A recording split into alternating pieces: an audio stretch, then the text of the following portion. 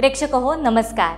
व्याधी निवारणार्थ स्वास्थ्य रक्षणार्थ असणारा विश्वशांती दर्शनचा आयुर्वेदाय नमोस्तुते हा आरोग्यविषयीचा विशेष कार्यक्रम। या कार्यक्रमात तुम्हा सर्वांचं मनापासून स्वागत। आयुष्य निरोगी जगावं आणि दीर्घायुषी व्हावं असं आपल्या प्रत्येकालाच वाटतं। याचकरता सहज आणि सोपं ते जगता आलं पाहिजे।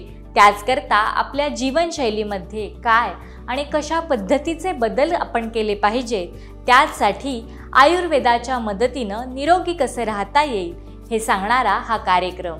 आपण गेले अनेक आठवडे आयुर्वेदाय नमोस्तुते या आरोग्यविषयीच्या कार्यक्रमातून आयुर्वेदातली वेगवेगळी कर्म, त्यांचे मानवी जीवनावर होणारे उपचार, त्याची प्रक्रिया, ते कोणी करावेत कोणी करू नयेत किंवा का करावेत या सर्वाविषयीची माहिती आपण पाहिली। या मालिकेचा आजचा हा शेवटचा भाग आहे। आज पाहूयात पंचकर्म निवारणाविषयीची माहिती डॉक्टर रत्नप्रभा यांच्याचकडून। आयुर्वेदाचार्य रत्नप्रभा या गेली अनेक वर्षे या आयुर्वेद या क्षेत्रामध्ये सेवा देत आहेत। याबरोबरच त्या योगतज्ञ आणि क्रीडा क्षेत्रात देखील त्यांचे योगदान आहे। त्यांना आजवर अनेक मानाच्या पुरस्कारांनी देखील गौरवण्यात आलं आहे।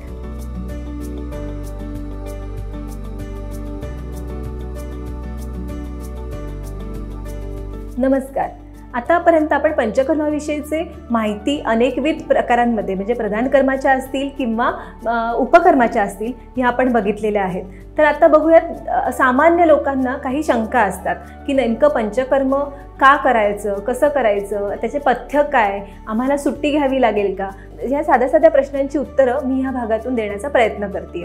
पंचकर्म करत असताना कुठली पथ्य पाळावी लागतात, तर साधारणतः जी कुठले व्याधीनुसार पथ्य आहेत ती पथ्य तर तुम्हाला पाळणं आवश्यक आहेच, पण त्याचबरोबर पूर्वकर्मांमध्ये प्रधान कर्म सुरू असताना आणि पंचकर्म झाल्यानंतर सुद्धा तुम्हाला काही ठराविक पथ्यही विशेष पद्धतीने पाळणं आवश्यक असतं। डोक्यावरून अंघोळ करणं टाळणं, त्याचबरोबर जर अंघोळीचे पाणी वापरायचे असेल तर ते कोशणच असणं आवश्यक असतं, थंड असू नये। डायरेक्ट फॅनच्या खाली किंवा एसीच्या झोतामध्ये तुम्ही वावरणं हे निषिद्ध मानलेलं आहे। त्याचबरोबर शिळं अन्न, फ्रीजमधले पदार्थ, गार पदार्थ ह्या सगळ्यांचा वर्ज्य करायला पंचकर्मात सांगितलं जातं।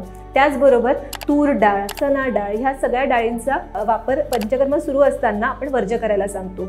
मूग डाळ मात्र अशा वेळेस वापरण्यास हरकत नसते।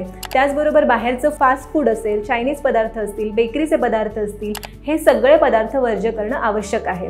पंचकर्म सुरू असताना मध्ये कुठलीही खंड न पाळता मात्र 7 दिवस 15 दिवस जे काही तुमचे क्रम असतील अशा क्रमांमध्ये तुम्ही नियमितता राखणं गरजेचं असतं। पूर्वकर्म जे काही स्नेहन-स्वेदनाचे आहेत हे नियमितपणे करणे गरजेचे असतात, त्याच्यात कुठलाही खंड आपण पाडू शकत नाही। त्याचबरोबर आंबवलेले पदार्थ किंवा दही खाणं ह्या गोष्टी वर्ज्य करणं आवश्यक आहे। पंचकर्म करत असताना बाहेर कुठे फिरायला जाणं किंवा पावसात भिजणं, पावसाचं पाणी डोक्यावर घेणं ह्या गोष्टी करू नयेत। ह्या सगळ्या गोष्टींनी उलट वात वाढण्याची शक्यता असते। पंचकर्म झाल्यानंतर पश्चात काही संसर्जन क्रम म्हणजे आहार विहाराचे पथ्य सांगण्यात येतात, कारण पंचकर्म ही एक प्रकारची शरीराची शुद्धी असते आणि ह्या शुद्धीमुळे शरीरातला जो अग्नी आहे तो मंदावतो, कारण शरीरातले टॉक्झिन्स हे बाहेर रिमूव्ह होतात किंवा शरीरातली जी काही दूषित दोष आहेत हे शरीराच्या बाहेर पडलेले असतात। त्याच्यामुळे हळूहळू अग्नी हा मंदावलेला असतो आणि ह्या मंदावलेल्या अग्नीला पुन्हा प्रज्वलित करण्यासाठी आहाराचे नियम पाळणे हे तितकेच महत्त्वाचे असतात, अन्यथा आपल्याला पंचकर्माचा फायदा तितकासा मिळत नाही।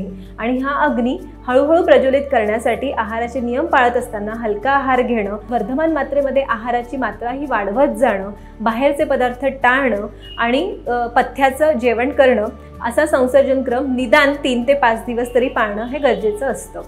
आयुर्वेदाय नमोस्तुते या कार्यक्रमाचा आजचा हा शेवटचा भाग।